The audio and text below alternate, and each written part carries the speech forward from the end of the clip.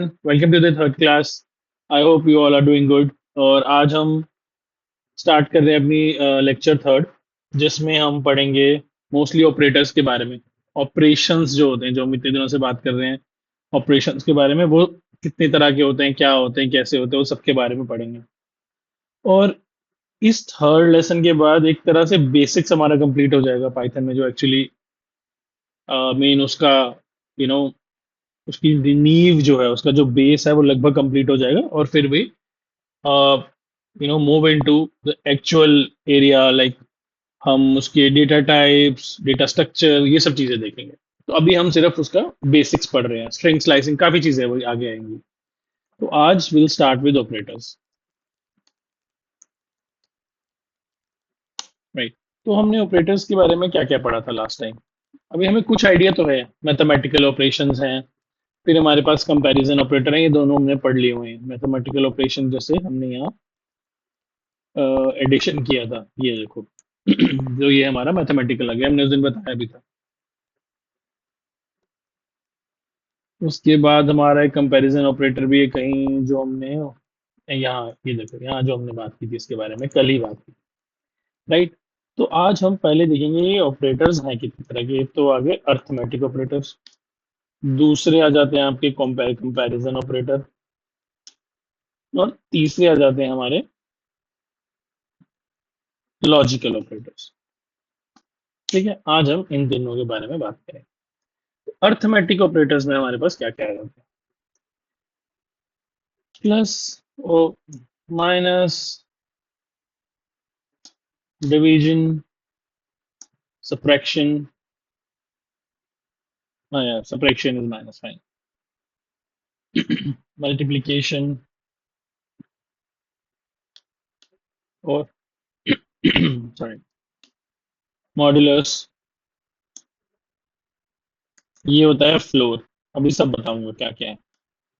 Late me check in the list जो मैंने आपके लिए बनाई है, उसमें से कुछ छूट तो नहीं रहा। एक्सपोनेंशियल, आज हम इसके सब प्रैक्टिकल करके देखेंगे, ये सारे के सारे जो है ये काम कैसे करते हैं।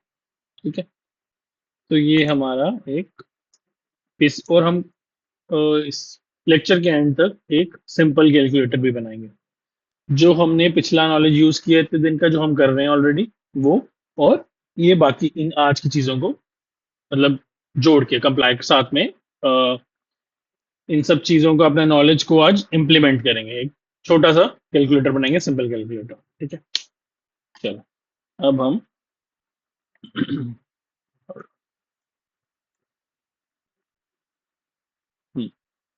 राइट।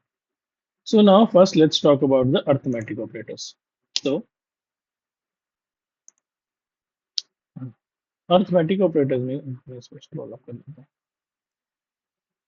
अब इसमें जो भी हम ये ऑपरेशंस लगाएंगे, ये भी अब लगाएंगे हमारे, it will be on a mathematical value, मतलब स्ट्रिंग्स पे नहीं लगेंगे, क्योंकि अर्थमेटिक है ना, तो ये सिर्फ आपकी इंटीजर्स, फ्लोट्स, इन सब पे ही लगेंगे। तो इजी वालों से शुरू करते हैं। ए को ले लेते हैं 10, बी को ले लेते हैं 20। ठीक है, अब हम क्या करेंगे? पहला ऑपरेटर क्या है? एडिशन का। ये हमने पहले भी कर रखा है, ए प्लस बी। ठीक है, बी ले लेते हैं वैसे ही। अब दूसरा ऑपरेटर क्या है हमारे पास? सब्ट्रैक्शन का। ई हमारे पास अब है ए माइनस हो गया, प्लस हो गया, divide by b, f equals to a multiply by b. ठीक है, प्रिंट क्या करेंगे हम? अगर हम ऐसे इसको ए, सी, डी, ई और एफ लिखेंगे तो क्या ये चलेगा? What do you think? See चल गया, because it was still thinking. ये मैथमेटिकल ऑपरेशंस लगा रहा था, इट वाज थिंकिंग। ये चल गया, और हमारा सारा ऑप्शन ऐसे, आंसर ऐसे आ गए। ए प्लस बी 30 आ गया, ए माइनस बी माइनस 10 आ गया, then a divided by 0.5 and a multiplied by b is 200। ये वाले ऑपरेशंस हमारे यहाँ तक खत्म हो, बस ये इतने इजी। अब आपने बोला, सेकंड, ये फोकस बार बार स्क्रीन से क्यों जा रहा है? ओके, जी पे हमने किया ए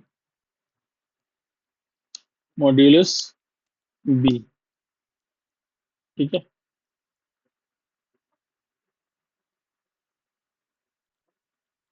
बोलो, ए मॉड्यूलस बी। एच हमने किया ए फ्लोर बी। ओके, और आई हमने किया ए ये डबल स्टार, सॉरी,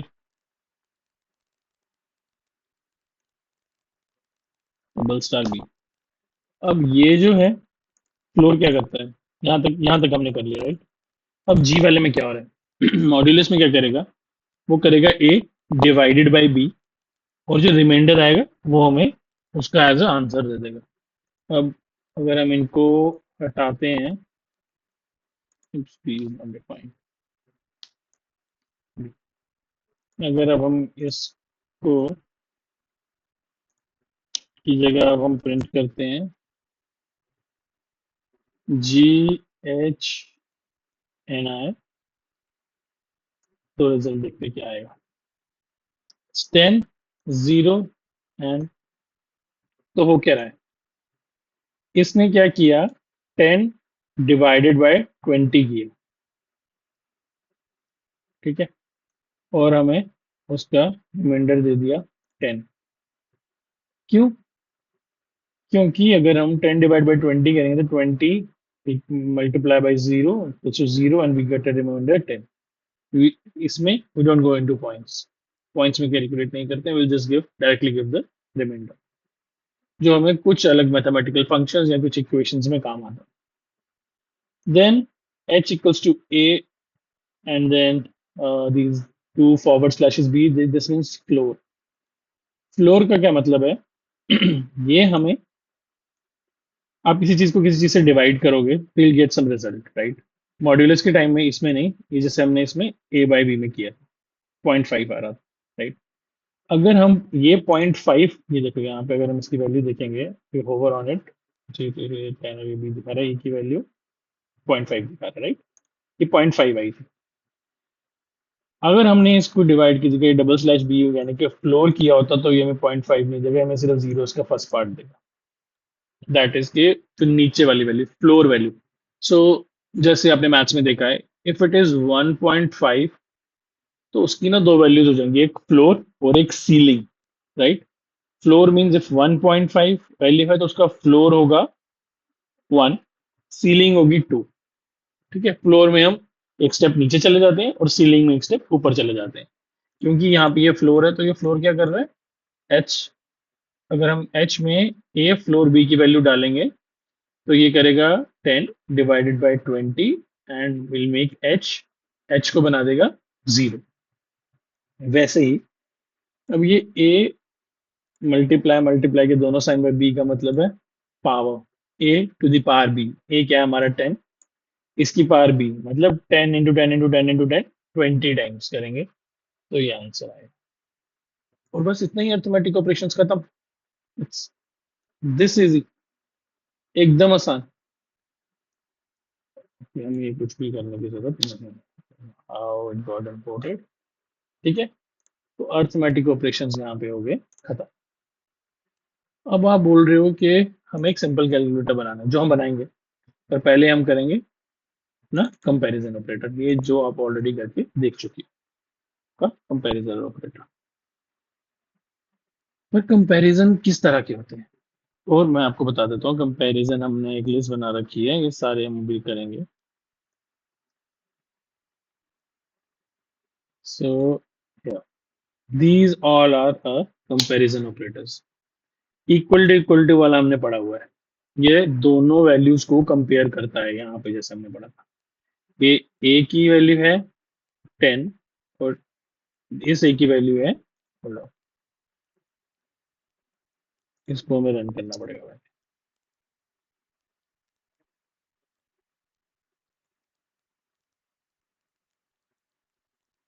5। तो जब 10 is not equal to 5 it gives us a false value. ठीक है, इसने इन दोनों को कंपेयर किया, तो ये वाला कंपैरिजन ऑपरेटर जो है वो यही करता है, ये इक्वल टू दोनों वैल्यू को कंपेयर करता है। वो दोनों एक जैसे इक्वल हो तो बोल देता है दे आर इक्वल, तो सॉरी, तो वो बोल देता है ट्रू, अगर वो दोनों इक्वल नहीं हो तो ये बोल देता है फॉल्स। अब ये देखो आप इज नॉट इक्वल टू, अब हम देंगे a इक्वल्स टू 10 और b इक्वल्स टू 20, और हम बोलेंगे a is not equal to exclamation sign, equal to sign and 20, a is not equals to b, जो, तो आप मुझे बता सकते हो कि ये क्या आंसर देगा? ये आंसर देगा ट्रू। क्यों? क्योंकि ये स्टेटमेंट सही है कि a जो है वो b के इक्वल नहीं है। इसने बोला हाँ भाई बात तो सही है। बस ये क्या करता है, ये जज करता है, देखता है कि भाई जो आप बोल रहे हो वो सही है या नहीं। जैसे मैंने इसी को दे दिया a is greater then b, run किया, इसने बोल दिया फॉल्स। अब ये फॉल्स और ये ट्रू सिर्फ इसीलिए देता है, जैसे हमने कल सीखा था और समझा था कि ये सिर्फ गूगल कोलैब देता है, आपको एक रिजल्ट दे देता है आपके कंपैरिजन ऑपरेटर का। However when you writing your code, if you want something to be printed और यू वांट आउटपुट, आपको चाहिए कि उसका एक आउटपुट आए कंसोल पे, तो आपको प्रिंट स्टेटमेंट लिखनी पड़ेगी, राइट? हमें प्रिंट स्टेटमेंट लिखनी ही पड़ेगी। तो ऐसे ही थर्ड आप दे देते हो a is less than b, तो ये इसको, एक second, sorry, a is less than b, अब इसको ट्रू कर देगा क्योंकि लास्ट में ये ट्रू आ रहा है। वैसे ही A is greater than equal to B, false, A is less than equal to B, true. ठीक है, अब मुझे ये सारी की सारी अगर प्रिंट करवानी है तो मैं इनके आगे प्रिंट लगा दूंगा या फिर इसे किसी वेरिएबल में डाल के प्रिंट करा दूंगा, जैसे हम यहाँ पे कर रहे हैं, राइट? ये तो इसका एक यूज हो गया, कंपैरिजन हो गया। ये सिर्फ कंपेयर करेगा और बताएगा हाँ या ना। ठीक है, ये एक तरह का केबीसी खेल रहा होता है, ये एक तरह का केबीसी खेल रहा होता है और देखता है कि भाई ये सही बोल रहा है या नहीं बोल रहा है, राइट? तो ये इतना सा कि इसकी कहानी है। लेकिन अब ये और कहाँ काम आएगा? ये जो हमने कभी जब इफ कंडीशन की बात की थी ना, जैसे हम बोल देंगे इफ लगाते ही वही कि अगर, अगर ऐसा हो तो ऐसा हो। ठीक है, जो हमने कल पढ़ा था कि कोई हमसे अगर लड़ाई झगड़ा करेगा और अगर हमें कोई पीटने की कोशिश करेगा तो हम भी अपने सेल्फ डिफेंस में उसको पीट सकते हैं, तो वो इफ के ब्लॉक के अंदर जाएगा, राइट?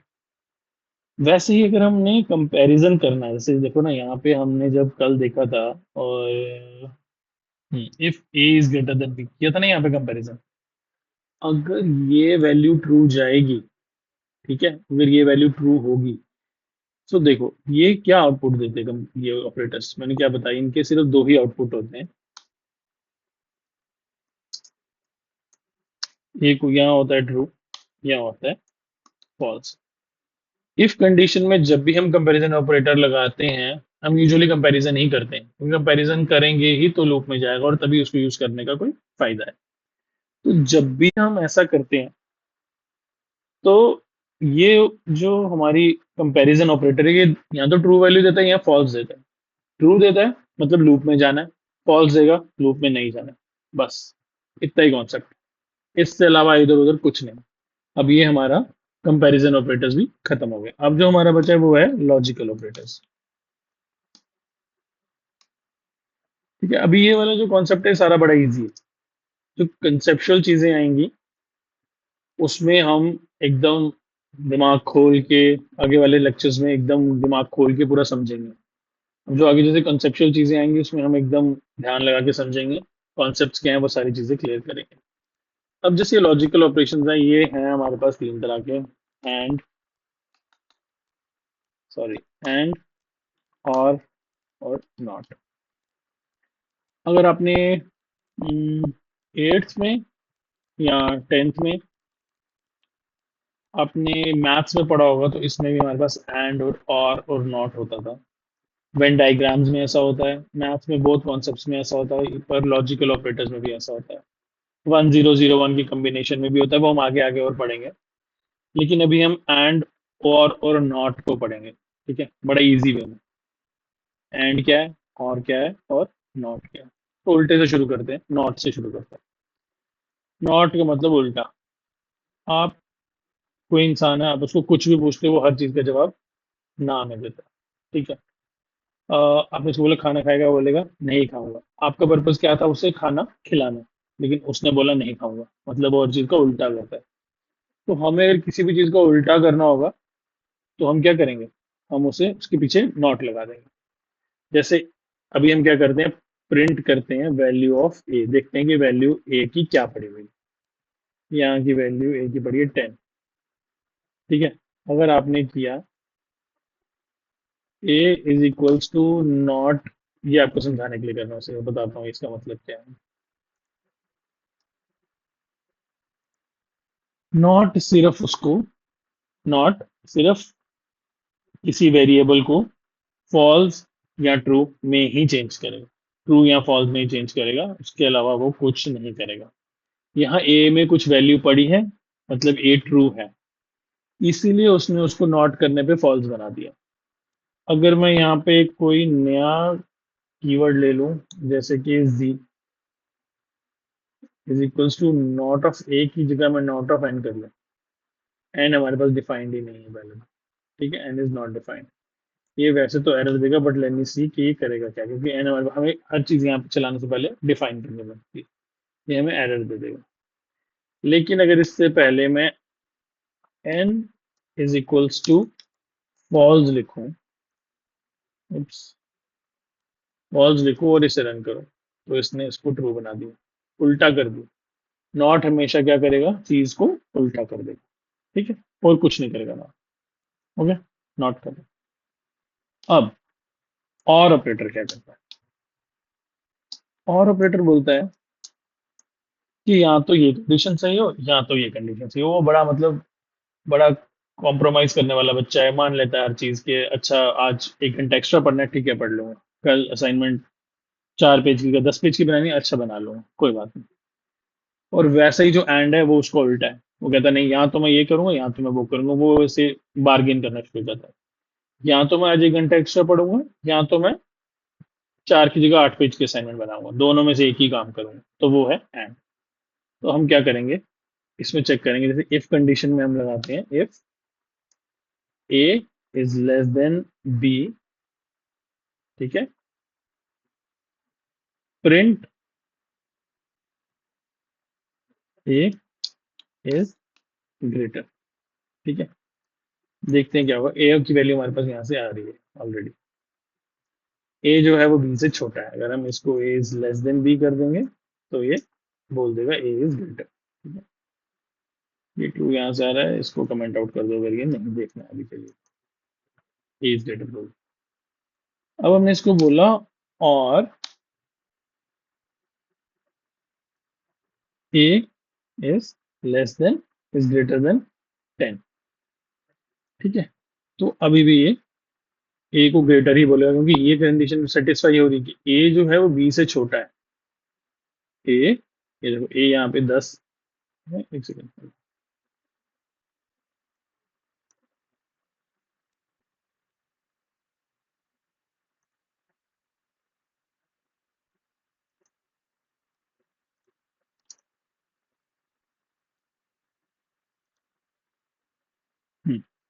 ए की वैल्यू है 10 और बी की वैल्यू है 20। ए बी से छोटा है, तो इस कंडीशन में चला गया और लगा हुआ है।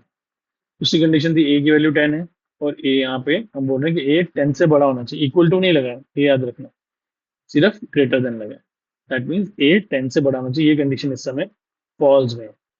पर ये ट्रू में है। देखो तो ये जो कैंडिडेट है, ये जो बच्चा है, ये बोलता है ये भी कर लूंगा, ये भी होगा तो भी कर लूंगा, ये भी होगा तो भी कर लूंगा, दोनों में से कोई भी चीज सही होगी तो मैं काम कर लूंगा, कोई इशू नहीं। ठीक है। तो यहाँ चला गया। अगर मैं इसमें एंड लगा दूँ, वो कॉन्सेप्ट एंड और का बच्चे वाला एग्जांपल मैंने आपको इसीलिए दिया, ये बताने के लिए कि और जो है वो फ्लेक्सिबल है, दोनों में से कोई भी कंडीशन सही होगी तो वो काम करने चला जाएगा।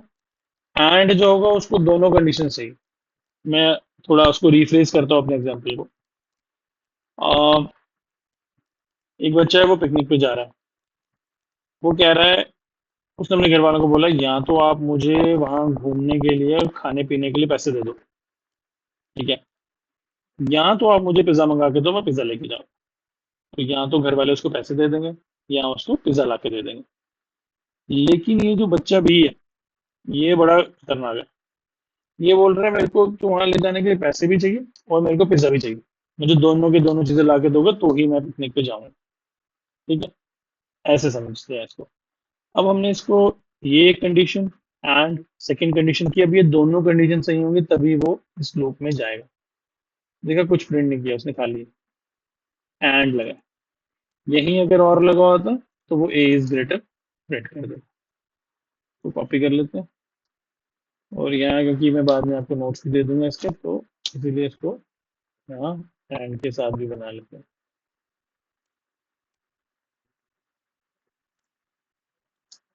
ठीक है, एक बार उसने कर दी, दूसरी बार नहीं किया। अगर मैं इसको इक्वल टू कर दूं, is equal to, so there is some issue here. या